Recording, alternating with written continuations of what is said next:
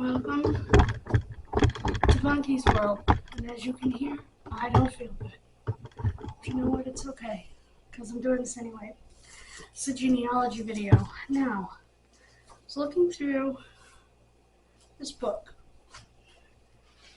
I'm going to try to teach you how to get clues from your old books. Okay.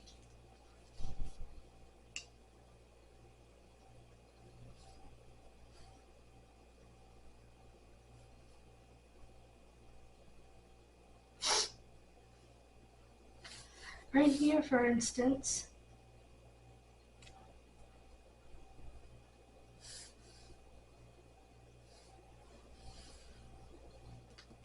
is a good clue. Now, when you find a clue, write it down in a notebook. Now, obviously, this is already in a notebook, but I want to investigate this clue further. So,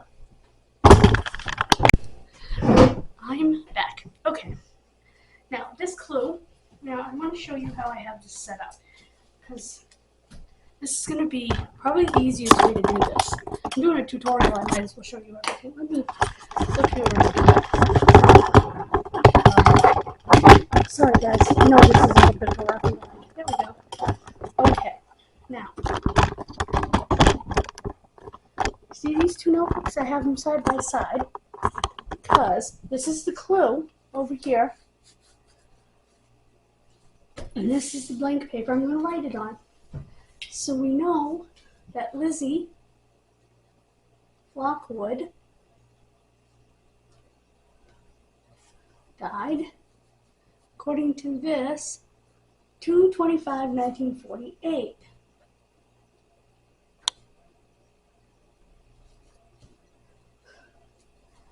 And she died at a convalescent home in New Hampshire. Now we know that James Palmer was the informant, which was the twin brother of the mother of Mildred and Robina / Gertrude. So we have that. We want to investigate that, but we're going to draw a line because we may find other things we want to investigate. Okay? That way we don't have to take anything out of this notebook, and we'll turn this notebook to the side until we need it, and we'll go through this notebook, and you are so crooked. I'm ignoring these coxes for right now. Olive Clara. Okay, I don't need that either. Wait, Addie? Who?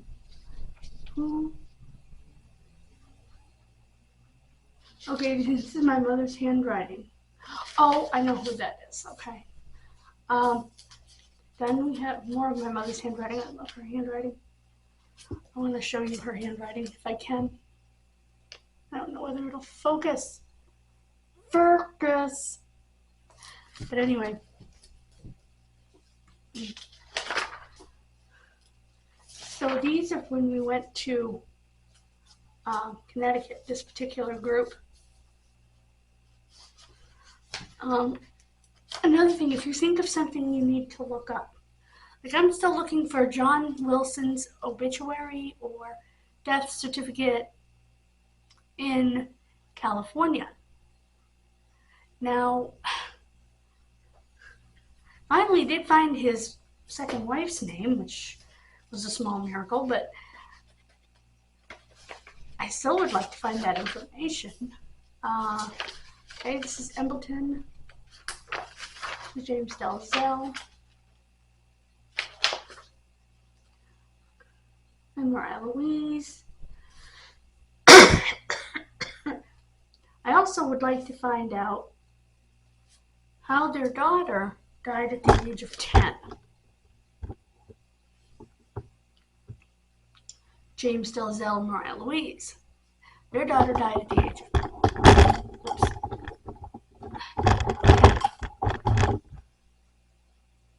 We have her baptism. And we know when she died, but did she die in New York or did she die in Connecticut? We're not sure.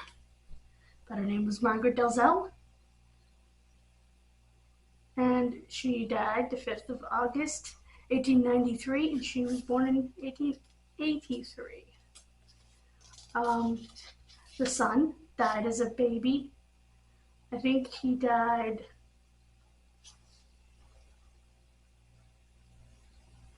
around the age of 2. So that could have been of just about anything. I mean, you know, they didn't have vaccinations back then, so. William and Martha, you know, never give up, because William and Martha we actually found in a roundabout way their family, William Johnston and Martha Wilson. Excuse me. What had happened was that we found that someone named Ruth Wilson had paid for perpetual, easy for me to say, care of their cemetery plot. We're like, okay, well, she's a Wilson. We know she's related. Well, yeah, but not the way we thought. Oopsie. She's not our Wilson. She happened to have married a Wilson. However, she is related to our Wilsons. So don't assume anything. It turns out it was Evelyn Gladys's daughter.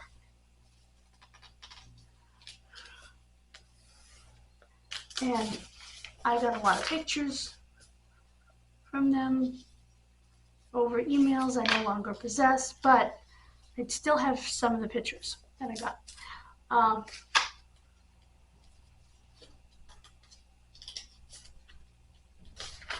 Now, interestingly, we got a lot of Mom's handwriting down here. I was talking about John Wilson. Well, the second John Wilson married Sarah Johnston. We don't think any relation to Benjamin, but we don't know. Sarah had siblings George and Dina that we know of, and her parents were Benjamin Johnston and Mary Collins. Fortunately, these people lived in the U.S., so we were able to find them. Dina married a George Semple. Brother George, I had his information too, it's just not written in this particular format. So Mary Ann Wilson and Thomas Gates. Unfortunately, Thomas ended up in the mental hospital at Northampton, and he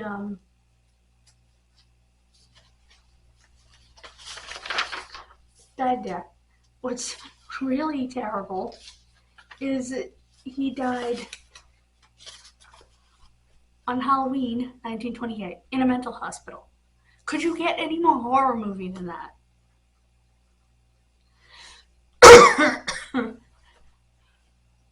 We have our own theories on what happened in terms of how he wound up there, but some of it may have had to do with grief over the loss of his children, because he did lose a couple of children young, barely goes together. Now, we're back to Robert Brennan and Ann Fox. They were Margaret's parents, as mentioned, and Lizzie's parents. Well, we discovered they also had a son, Robert, who was apparently an informant on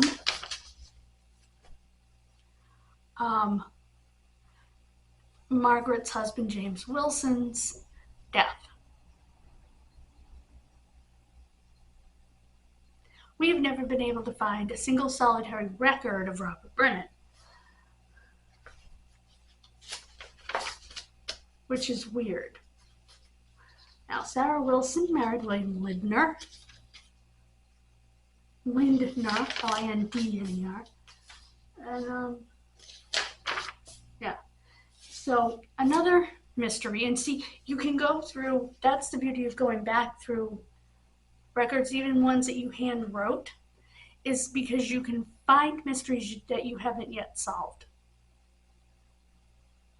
For instance, Wilson Gates. We don't have the first flipping idea where he died.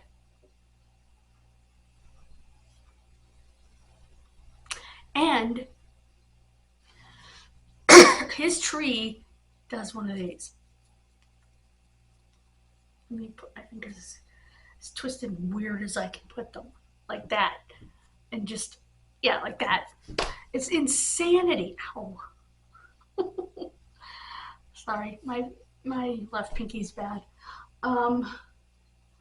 Because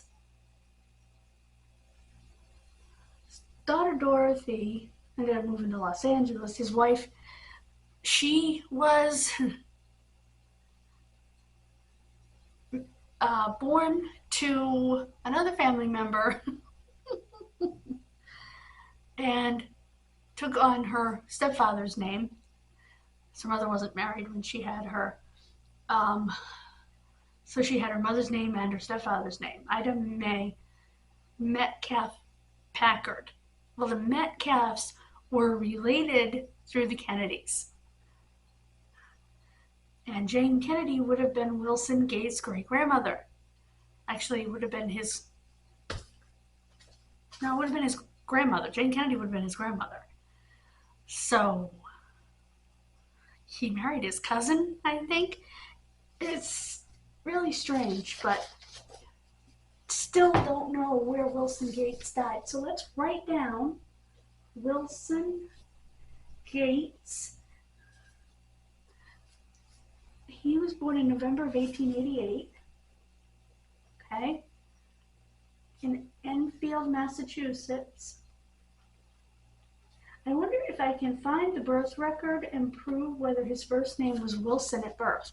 That might be helpful because that might have been his middle name. We know one of the girls, and we know he married 10 October 1917 in Connecticut.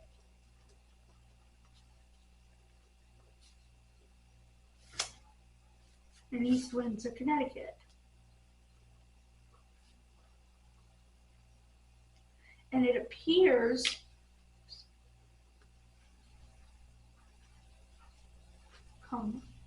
Connecticut. It appears, from what we can tell, that his daughter was born, okay, daughter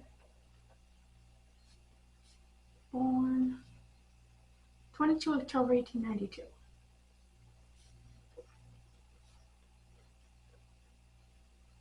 This is my dumpster pen, by the way. It's actually a Sharpie gel, and I really like, again, it has one of these. I love that. And it writes unbelievably. Also in Connecticut. So, oh, no. This says the daughter was born in New York. That's really strange. I mean, not for the family, because the family was all over the place. But if you write all those dates down and then you go back and look, you might find something you missed. So it's a good hint in genealogy to do that. And do all lines. You'll never be bored if you do that. And you might be surprised at how receptive people are from different lines when you talk to them.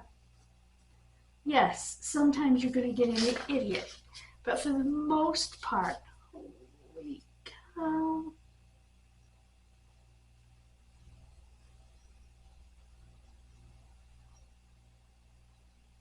Sheesh.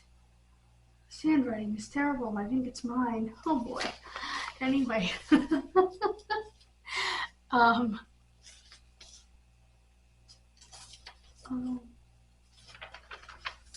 Okay.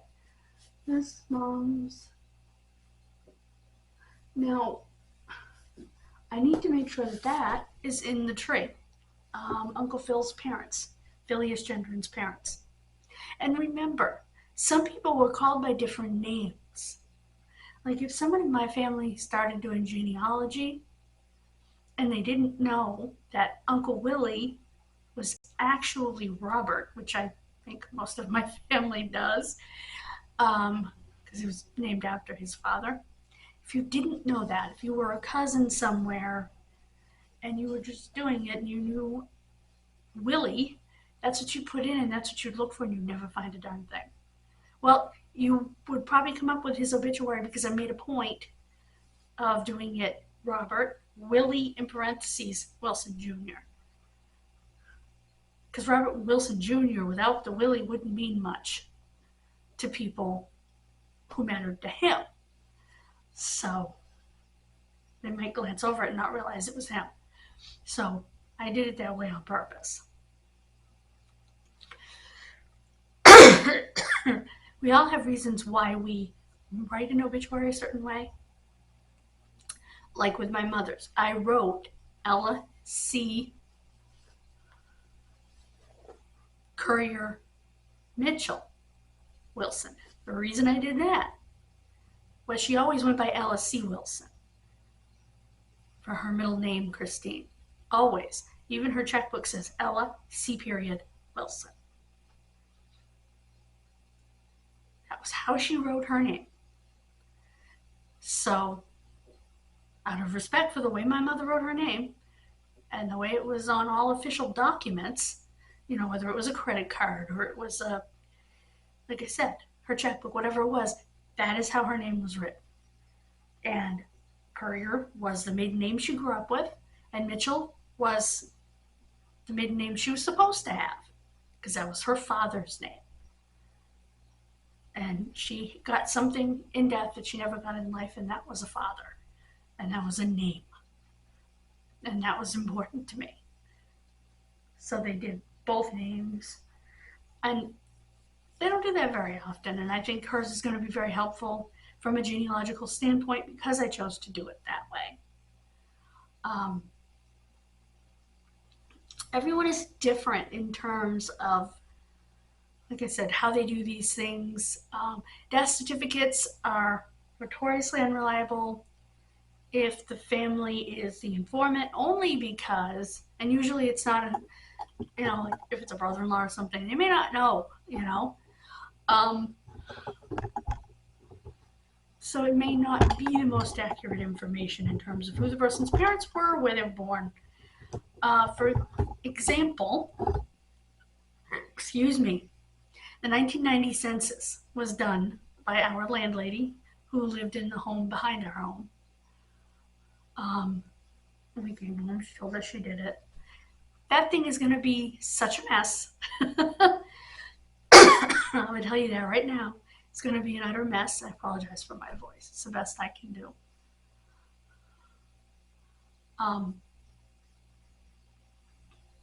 Because she would have had no way of knowing. My father was born in Connecticut. My mother was born in Maine. And I was born in Massachusetts. She would have put us all in Massachusetts. She wouldn't have necessarily known exactly how old we were. Whatever other questions they may have asked. Occupation. She might have known where Dad worked. But overall, it was going to be so messed up. So you need to keep that in mind. Sometimes a neighbor did it. I did several in 2020.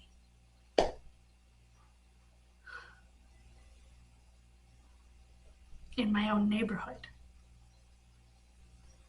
I just sort of guessed. I mean, I knew certain things like maiden names and stuff, last names and whatnot, but to know birth dates and stuff, no, I didn't. And I told him that. I told him the approximate age of the child and all of that.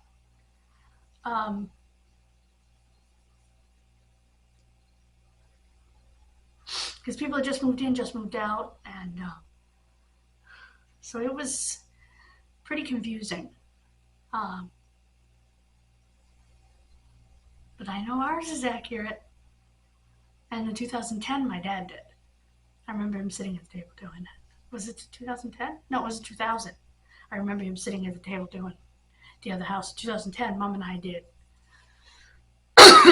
with our former neighbor. um, from when I was a kid, she was doing it. So it's funny how you can remember those things. Okay, Judson J. Hemingway, Judson John Hemingway. Now, unfortunately,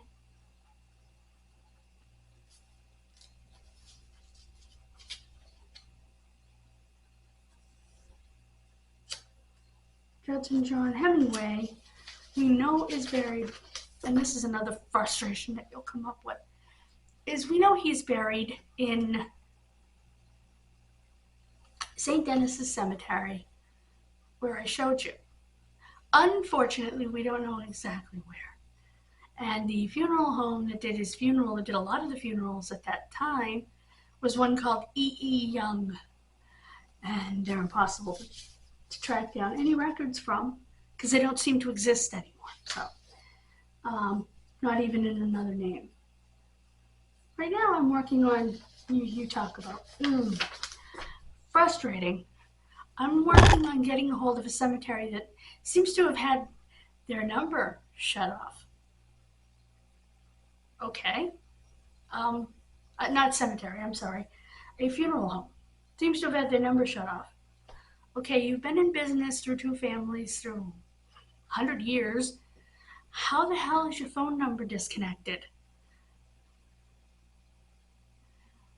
So I'm trying to work through that mess. Unfortunately, because I'm trying to get, well, I'm hoping, since they buried the husband, that they buried the wife, which would be Josephine Farrington Dyer. Since they buried Frank, I was hoping that they buried her, but this is Dad's handwriting. You can tell my dad's handwriting. It's not very good, but it has a very rounded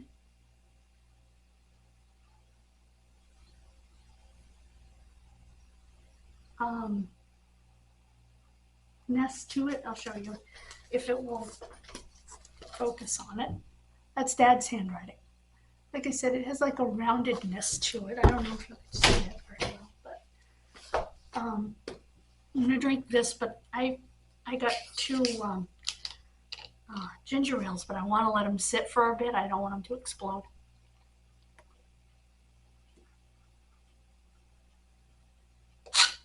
I feel like crap, guys. I sound like crap. The reason we have different handwritings in this book is because what we did is Mom and I took all three of our books and put them in one book. We each used to have a binder like this. So it goes back and forth between my handwriting and Mom's handwriting and Dad's handwriting. And that's what we took with us.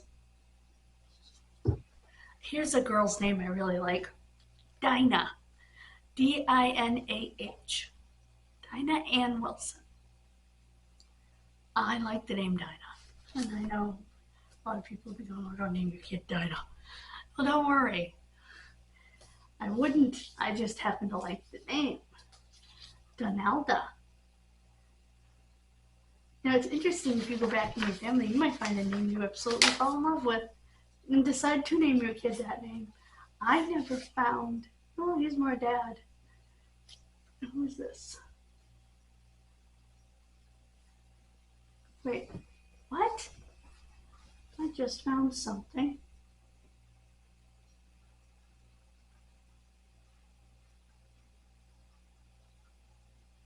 That's really strange.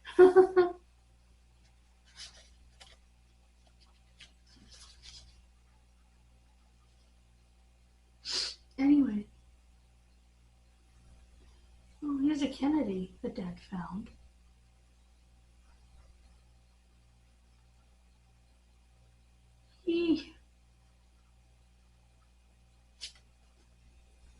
This is, oh boy, Dad, I wish I could read your handwriting. Maybe you guys can help me out here.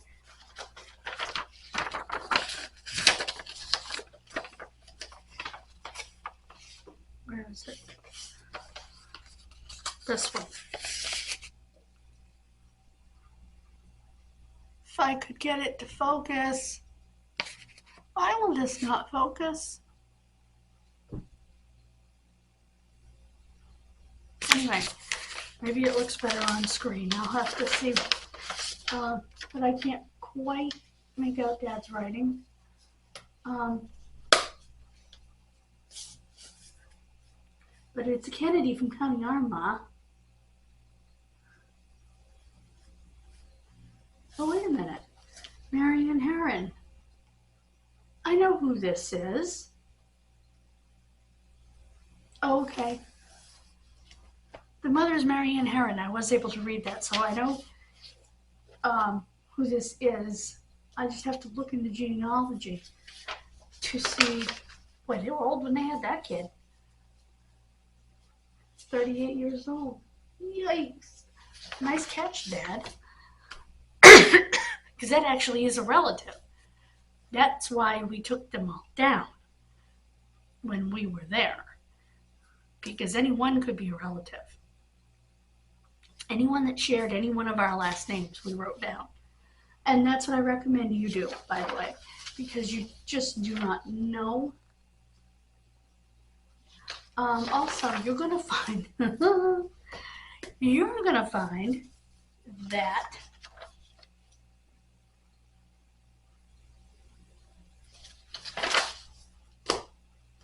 you may have adoptions in the family. My father and I made a mistake, and I don't want you to make. If you find the adoption record in Town Vital Records while you are going through the book, keep your mouth shut. We didn't. They took them away from us. We eventually did find both children. Took a lot longer to find the daughter. In fact, I didn't find the daughter until after Mom died.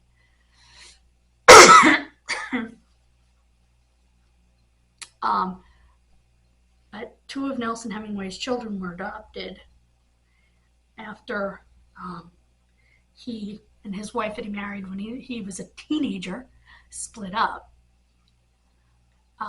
The son, unfortunately, well, he died of some pretty serious issues, drug issues, and he was unclaimed in the coroner's office. And my cousin put out a post, something about it, because he'd found it in the something about it in the unclaimed bodies. And so I called the coroner's office after I talked to the gentleman's sister, one of Nelson's living daughters, and she said, "Can you get him back to me?" And I contacted the coroner's office, and they got ready to ship her the ashes. They were thrilled. I said, "We're bringing my cousin home, you know." And so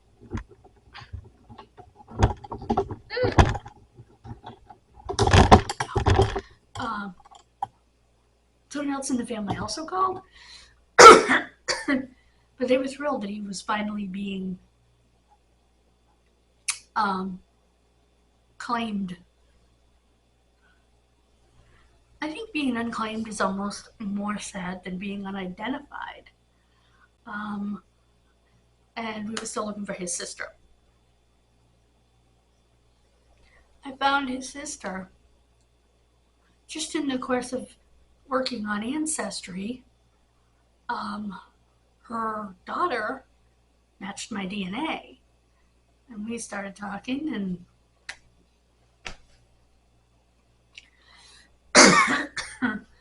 I put her in contact with the sister. So you never know what you can find. And it's funny because everybody thinks, well, don't you know your cousin's last names? Not necessarily. Because my cousins, well, one of my cousins is a year older than my mother.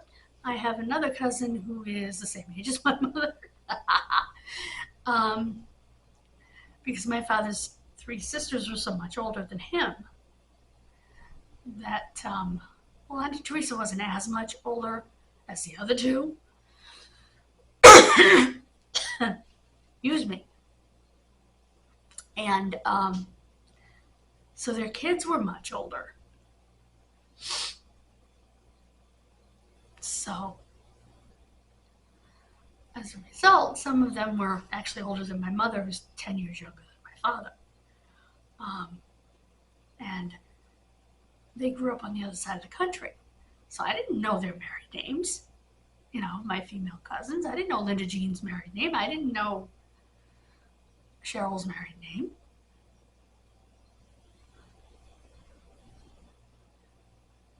So,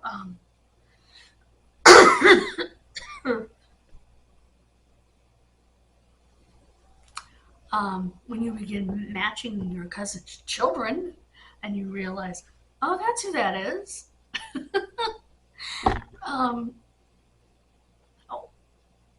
Oh, I'm so stiff. Then you start putting 2 and 2 together, and it's nice when you can get in contact with these people who are your first cousins, but you never knew because, oh, one of them's old enough to be your mother. And the other one's, she's, what, 10 years older than me? Right around there? And lived on the other side of the country. I'm on the East Coast. They're on the West Coast. So, and their brother, also on the West Coast. So, yeah, it's tough.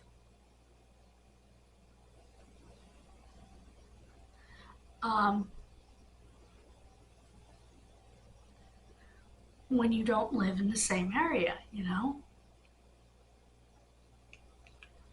So you end up learning some interesting things.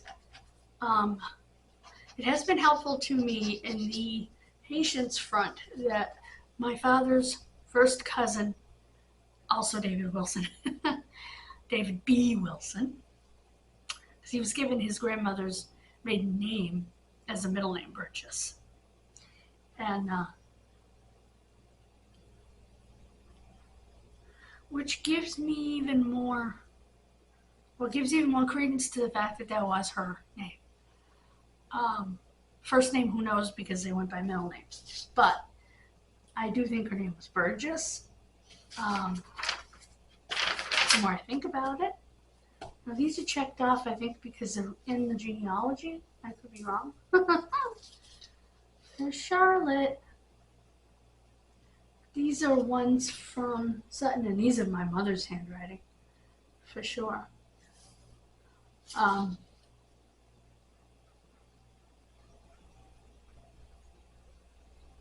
So, which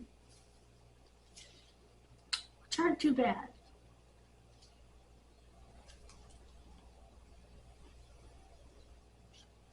Jamie? Oh, Janice. Huh.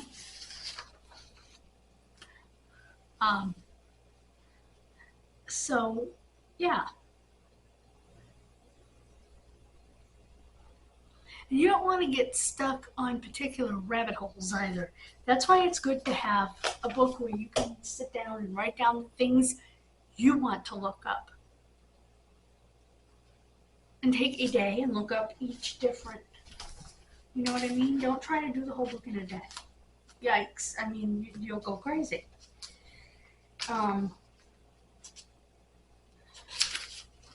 But, excuse me. And when you're working out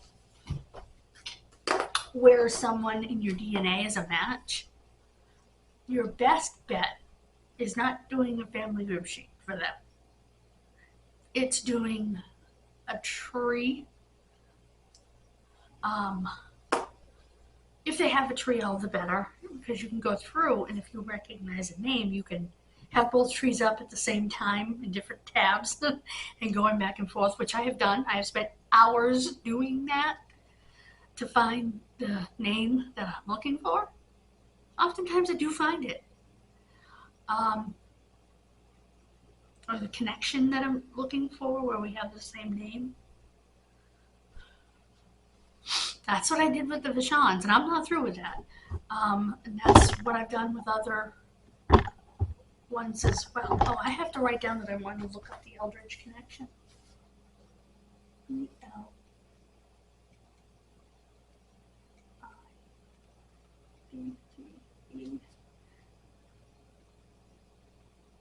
Because I don't have it in the tree anymore. We had it in the tree right down to time. Mom actually found that. So I can't take credit for that at all. And it was in her family. So, but Mom found it. When she mentioned Eldridge, we started looking and she said, yep, it's his family. And so, yeah, that was pretty cool. So, I'm not going to bore you anymore, but goodness gracious, dang everything. I did want to make a genealogy video today because I hadn't made one in a couple of days. I'm sorry, yesterday's were so long, and I screwed one of them up. I put back on the end of it the same clip that had just passed, so I missed a clip completely. Sorry about that. When we were doing the drawers and stuff, yeah, I messed that up. I put that part of the video in the timeline twice and didn't notice it.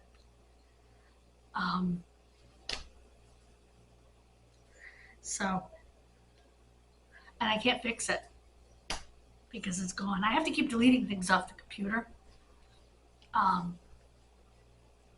But if I ever needed one of my videos, I could download it from YouTube if I had to.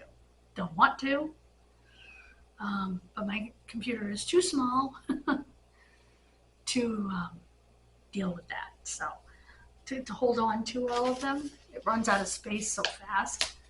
And then it wants to put it in a cloud that runs out of space. It's ridiculous. I mean, yes, I could put all my videos on thumb drives. I would have thumb drives coming out the wazoo. I do need to work on my external hard drive at some point. I'm too sick right now to deal with that, but at some point I do want to do that. But again, this is the setup. See, that's when you, and that's the one you're writing in. See? So I hope this sort of tutorial helps you. And I know my mother would be proud of me giving all these genealogical tutorials, and I'm very excited, by the way, because I think I'm getting a Barnes & Noble gift card for Christmas. And if I do, I will be looking at genealogy books, I will be looking at wrestling books. It's going to be awesome. So, now, the DVD will allegedly, the 2 DVD set of Christopher Daniels will allegedly, easy for me to say, not, be here October 4th. We'll see.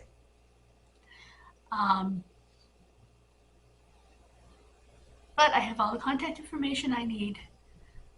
I just wish they would send me some damn tracking. Thank you so much for joining me. God bless you. Have a wonderful rest of your day. Bye-bye.